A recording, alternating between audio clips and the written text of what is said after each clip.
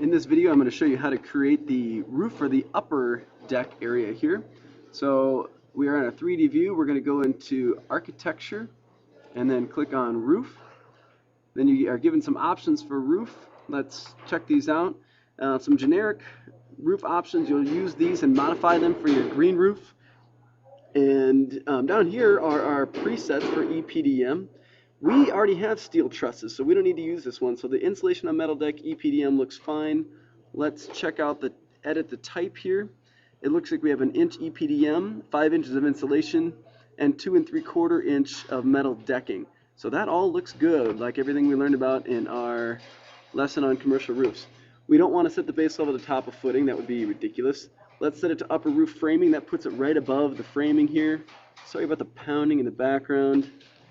Alright, so now we're going to go to top, and we need to make sure that we can strain this from the inside of the steel. So that is right where this dotted line is showing up. We're going to use our boundary line. So I'm going to click here, and you can see it showed up there. So we're going to trace this all the way around. Inside of the steel, that puts it here, not way out where this dot is. And you can see it aligns that.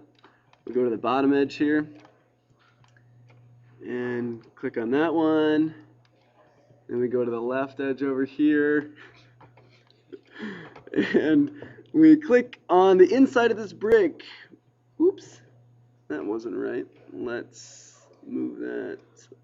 Ah, hey, when you click those double arrows, it puts it on the other side. That was a neat trick. I don't know about that one. All right, so then we click on the inside of the wall here, and you can see it sort of